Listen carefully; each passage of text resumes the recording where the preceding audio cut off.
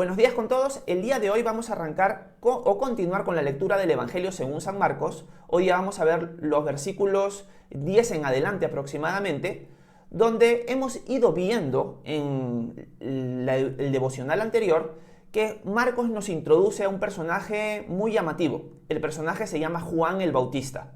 Se le denomina el Bautista porque era alguien que bautizaba a las personas de una manera particular a lo que sucedía o al bautismo en general en el mundo antiguo. Para la nación de Israel, bautizarse o sumergirse o purificarse en las aguas era algo que hacían ellos por su cuenta. Juan empieza a bautizar a las personas él mismo. Él es el que las sumerge. Y él lo hace con un enfoque que decía que el que se bautizaba era alguien que reconocía que estaba lejos de Dios y que necesitaba arrepentirse. La predicación de Juan es una predicación fuerte, es una predicación que llama a todos al arrepentimiento. Y lo que vamos a continuar viendo es ya más el enfoque en la persona de Jesús. Lo que hemos visto en los primeros versículos el día viernes que pasó fue la introducción de este hombre llamado Juan que preparaba el camino del Señor. Guiaba a la gente al arrepentimiento y los preparaba porque detrás de él, decía él, iba a venir alguien que era más poderoso que él. Juan el Bautista estaba preparando el camino para la presencia de Dios mismo. Esto es, Jesús es Dios hecho hombre. Así lo presenta el Evangelio según San Marcos. El Evangelio según San Marcos no duda en decirnos inmediatamente en los primeros versículos que Jesús es Dios hecho hombre. Así que lo que vamos a hacer a continuación es leer los versículos que tienen que ver ya con el bautismo de Jesús. Juan estuvo predicando sobre alguien que iba a venir, que era más poderoso que él y que la gente tenía que arrepentirse, que él los estaba bautizando con agua, pero el que venía después de él iba a bautizarlos con el Espíritu Santo. Y eso es lo que vemos en el versículo 8. A ustedes yo los he bautizado con agua, pero él los bautizará con el Espíritu Santo. Vamos a leer a continuación los siguientes versículos y qué es lo que Marcos nos sigue contando acerca de este personaje Juan y ahora introduciéndonos al personaje principal de todo este libro. El personaje principal de todo este libro es Jesús de Nazaret. Y nos dice el versículo 9 lo siguiente. Por esos días llegó Jesús de Nazaret de Galilea y fue bautizado por Juan en el Jordán. En cuanto Jesús salió del agua, vio que los cielos se abrían y que el Espíritu descendía sobre él como una paloma. Y desde los cielos se oyó una voz que decía, «Tú eres mi Hijo amado, en quien me complazco». Acá lo que estamos viendo es el comienzo del ministerio público de Jesús. ¿A qué me refiero? A partir de ahora, toda la atención va a estar centrada en la persona de Jesucristo.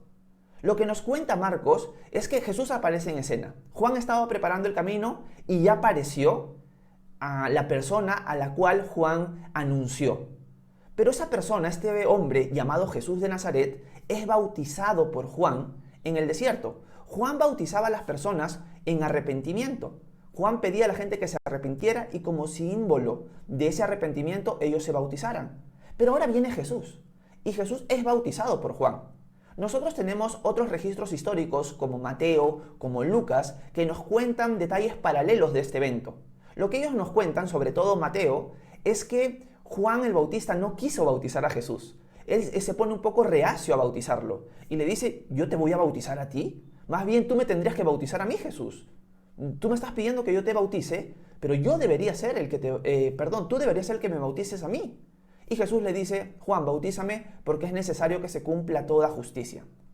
La pregunta que puede surgir para muchos de nosotros mientras leemos este evento es lo siguiente. ¿Por qué Jesús se tenía que bautizar? Si Jesús no era pecador, Jesús no se tenía que arrepentir. Una de las cosas que vamos a ver en los escritores del Nuevo Testamento es que van a declarar enfáticamente que Jesús es Dios y que Jesús nunca cometió ningún pecado. Por lo tanto, ¿por qué es necesario que Jesús se bautice? Y la respuesta es la siguiente.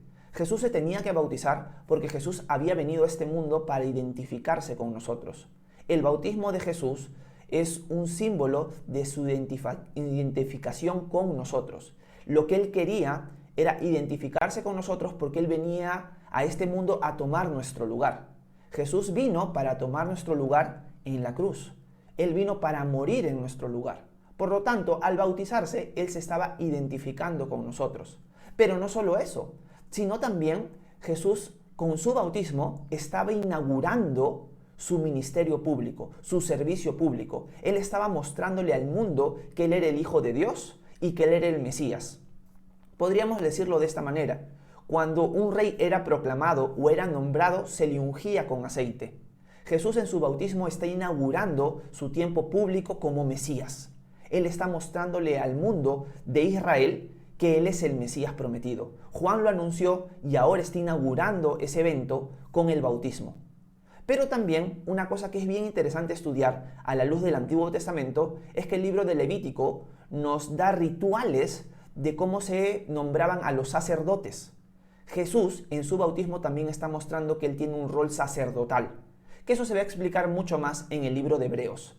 En el libro de Hebreos se nos va a mostrar a Jesús que es de la orden de Melquisedec en su sacerdocio. El sacerdocio de Jesús es un sacerdocio de Melquisedec. No vamos a profundizar en eso hoy porque no es la idea, porque ya sería profundizar demasiado e irnos mucho tiempo a eso, pero los animo a estudiar eso, el sacerdocio de Melquisedec en la persona de Jesús, también que Él es el Mesías y también que Él se estaba identificando con nosotros en el bautismo. Cuando Juan el Bautista lo está bautizando, dice la Escritura de que los cielos se abren y desciende el Espíritu Santo como en forma de paloma. Y se escucha una voz que dice: «Tú eres mi Hijo amado, en quien me complazco». Si notamos el evento, si nos imaginamos estar ahí, nos damos cuenta que las tres personas de Dios, esto es la Trinidad, está involucrada en el bautismo. Primero, vemos al Hijo del Hombre, al Hijo de Dios, siendo bautizado por Juan.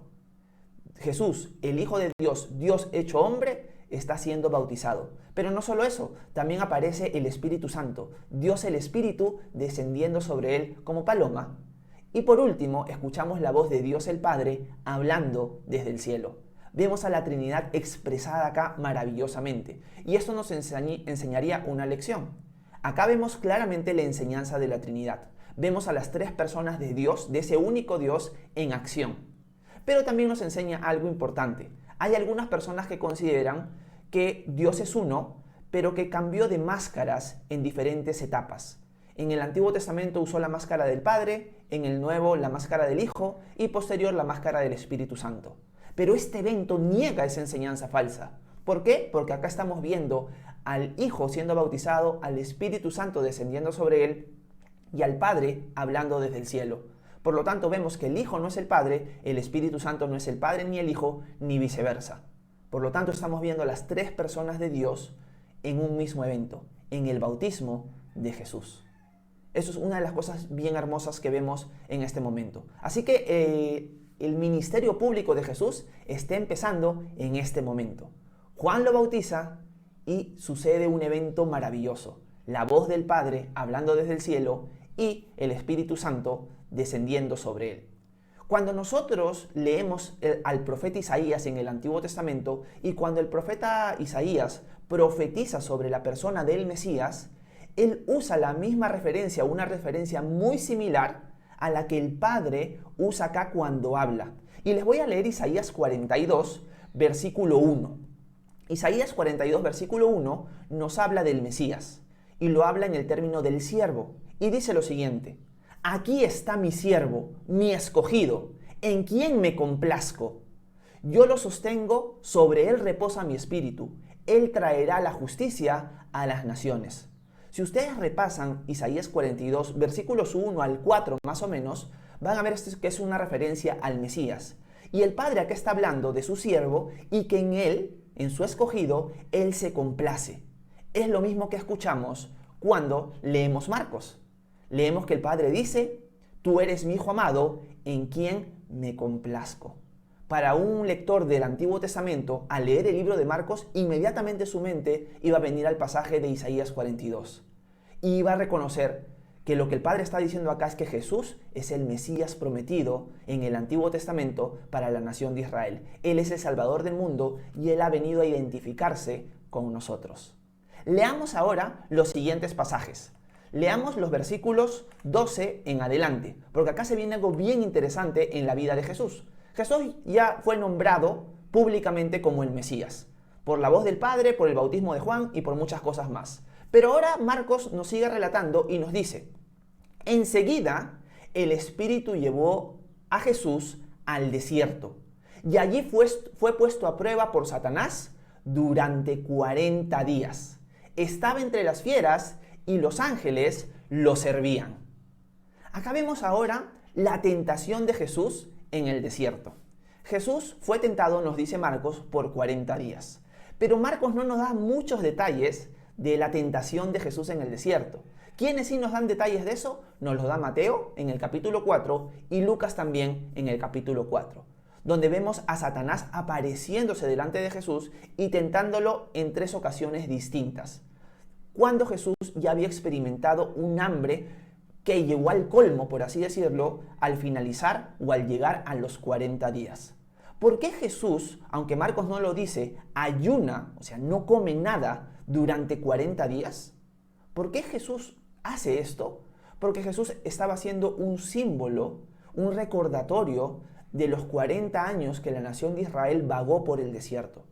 La nación de Israel vagó por el desierto durante 40 años por haber rechazado la promesa de Dios, pero dentro de esos 40 años la nación de Israel fue tentada y la nación de Israel cayó terriblemente ante la tentación.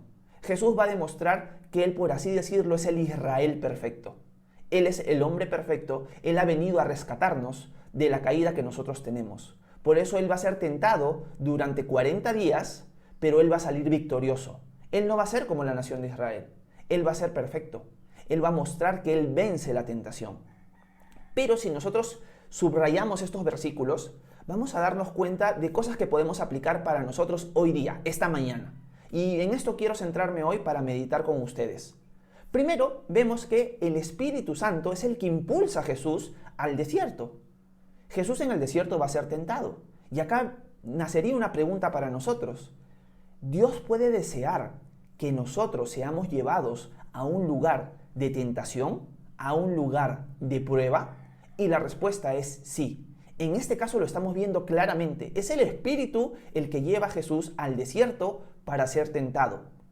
Pero, ¿por qué Dios desearía que yo pasara por una prueba? ¿Por qué Dios desearía que yo sea llevado a un lugar donde capaz voy a ser probado, voy a experimentar la tentación y cosas semejantes? ¿Por qué Dios quisiera eso para mi vida? Como lo hizo en el caso de guiar a Jesús de esa manera. Y la respuesta es múltiple. Y acá tenemos que meditar en esto. Dios va a permitir pruebas en nuestra vida siempre para nuestro bien. Vuelvo a repetirlo. Dios va a permitir pruebas en nuestra vida siempre para bien. Una de las cosas que Pablo enseña en Romanos es que para los que amamos a Dios, todas las cosas, recalco, nos ayudan para bien. ¿De qué manera una prueba me puede ayudar a mí para bien? Primero, una prueba me fortalece a mí. Una de las cosas que nosotros experimentamos en la vida cotidiana es que las cosas sencillas, fáciles, que no requieren esfuerzo, no nos hacen fuertes, nos hacen débiles. Pero las cosas que requieren esfuerzo, que nos retan, que nos estresan, por así decirlo, son las que nos hacen más fuertes. Es una realidad en nuestra vida. Por lo tanto, Dios va a permitir pruebas para fortalecernos. Aunque nos parezcan duras, aunque nos parezcan difíciles, aunque no entendamos muchas veces por qué vienen, Dios las está permitiendo para nuestro bien. Pero no solo para fortalecernos, sino también para que nosotros veamos cómo está nuestra fe. A veces nosotros abrimos la boca y decimos, uy, yo soy un hombre de fe, yo soy alguien que confía en el Señor. Y lo que Dios dice es, ok, Horacio, te voy a mandar una prueba. Y en la prueba me doy cuenta que no soy ese hombre de fe que decía a los que me rodeaban, que realmente no era tan fuerte como yo pensaba, que realmente soy débil. Y eso me humilla delante de Dios y reconozco, Señor, yo no soy fuerte, soy débil, te necesito a ti, ayúdame por favor, perdóname por haberme enorgullecido y pensar que yo era fuerte. Así que las pruebas también me van a mostrar mi verdadera condición, de que no soy tan fuerte como yo pensaba, y matar mi orgullo. Pero también estas pruebas nos ayudan a consolar a otros. Porque cuando nosotros ya hemos experimentado cierta prueba y la hemos pasado y hemos aprendido lecciones en medio de la tormenta, al salir de ella, vamos a poder ayudar a otros que están pasando por una tormenta similar, ya con la experiencia que Dios nos ha dado a nosotros. Así que los beneficios de pasar una prueba son múltiples, son varios, y el único que los puede conocer en su totalidad es Dios. Así que cuando Dios te manda una prueba, o si estás pasando por una prueba hoy día, entiende esto. Si tú ya conoces y has decidido seguir a Cristo, estas pruebas son para tu bien, porque te quieren hacer más fuerte, te quieren mostrar una realidad en tu vida y te quieren usar más adelante para apoyar y consolar a otros. Pero si tú eres alguien que no conoces o no sigues a Jesús todavía, quizás la prueba que Dios está mandando en este momento es para que te acerques a Él. Y quizás para que escuches este mensaje hoy día. Él te ama. Y muchas veces, como nosotros somos tan tercos y no queremos seguirlo, no queremos saber nada de Él, va a permitir situaciones difíciles para que lo consideremos. Un escritor, el escritor de las Crónicas de Narnia, llamado C.S. Lewis, él decía que Dios nos habla por medio del dolor y que es como su megáfono. A este mundo que está ensordecido por todas las distracciones que hay, muchas veces Dios lo que tiene que usar para que el mundo le preste atención es el dolor. Y Él no lo hace para nuestro mal, sino para nuestro bien, porque sabe que nuestra única esperanza es Él. La única esperanza que nosotros tenemos para nuestra vida es Jesús mismo. Así que el Señor va a permitir estas pruebas y nos va a llevar a pruebas siempre para nuestro bien. Para los que no lo conocemos es para hacernos más fuertes y para ayudar a otros. Y para los que no lo conocen es para acercarlos a Él y que lo puedan considerar. Así que yo te animo a meditar eso hoy si estás pasando por alguna prueba. Yo creo que esa es la meditación más importante que nosotros tenemos que tener el día de hoy o esta mañana. Si vamos a pasar por pruebas, sepamos que Dios las está permitiendo para nuestro bien. Y si las estamos pasando, confiemos en Él, aferrémonos a Él. Un pasaje que me encanta es Isaías 41:10. Y acá Jesús, o Dios, está dando una promesa para todos aquellos que han puesto su confianza en Él. Y la promesa es la siguiente: no temas que yo estoy contigo. No desmayes que yo soy tu Dios que te doy fuerzas. Siempre te ayudaré, siempre te sustentaré con mi victoriosa diestra mano de justicia. Esa es la promesa que Dios nos hace a aquellos que ya hemos puesto nuestra confianza en Él. Y si tú aún no lo has hecho, te animo a hacerlo, porque en el momento que tú decides poner a Jesús como tu Dios y Salvador, esa promesa es para ti. El apóstol Pablo dice que para los que estamos en Cristo, todas las promesas de Dios son sí y amén. Qué hermoso es saber que tenemos un Dios, un Padre, que nos ha dado tan lindas promesas. Así que nuestro Padre, nuestro Dios, nos va a permitir pruebas, pero siempre son para nuestro bien. Una cosa adicional, antes de terminar esta meditación del día de hoy, es la siguiente. Algunas personas dudan de que Satanás sea un personaje real y que Satanás es como una fuerza del mal nada más. Pero no es así. Una de las cosas que nosotros vemos a la luz de la Escritura es que Satanás es un ser real, es un ser personal que busca destruir al ser humano, que busca alejarlo de Dios y que busca distraerlo de las cosas de Dios. Así que eso es un adversario que nosotros vamos a tener en nuestra vida y que Dios va a permitir que Él, en cierto sentido, nos ataque de distintas maneras, pero siempre con un buen propósito, siempre para fortalecernos o para acercarnos a Él. Y eso es lo que nosotros vemos en la tentación de Jesús. Jesús es tentado, pero es enviado por el Espíritu a ser tentado. Y eso para el bien de la humanidad en este caso. ¿Se dan cuenta? Jesús fue tentado para darnos un ejemplo a nosotros y para un bien mayor, para todos nosotros. Por eso les digo, las pruebas también sirven para apoyar a los demás.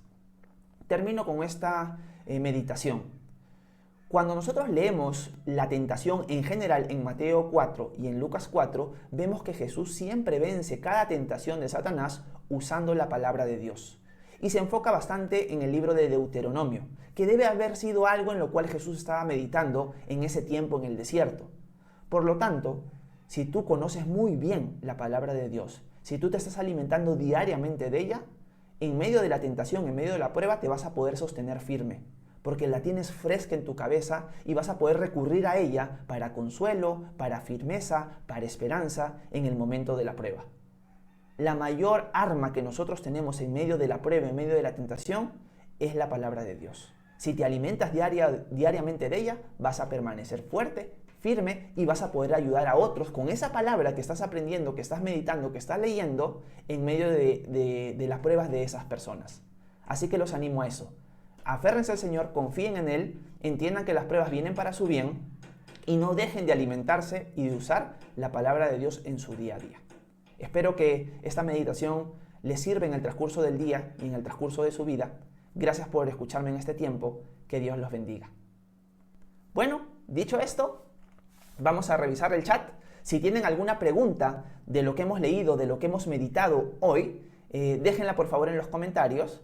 Y por favor, la idea es que mediten en estas cosas que hemos visto el día de hoy. Si tienen alguna pregunta del texto, de lo que hemos leído, de lo que hemos meditado, por favor háganmela saber inmediatamente. Vamos a leer algunos comentarios anteriores. Vamos a ver. Ok. Relativo Menor dice: hola Horacio, Dios te bendiga, viéndote en la chamba. Gracias Relativo Menor, qué bueno verte y qué importante es meditar en estas verdades que hemos visto hoy, ¿no? Billy Montiel dice: no se refiere a 40 días literales, el número 40 es un número que Dios le da a su prueba. Una de las cosas que dice Billy Montiel es que el 40 es un número muy importante en la Biblia, porque es un número que siempre habla de pruebas, de un tiempo de prueba, pero no hay nada en el texto, ni en el contexto, ni en la historia de la iglesia que nos muestre que estos 40 días eran simbólicos, sino literales. Por lo tanto, en un exégesis, en un estudio correcto de lo que hemos leído, los 40 días se tienen que aplicar literalmente y no simbólicos. Robinson González, ¿cómo estás? ¿Jesucristo tenía el libre albedrío? Por supuesto que sí, Robinson.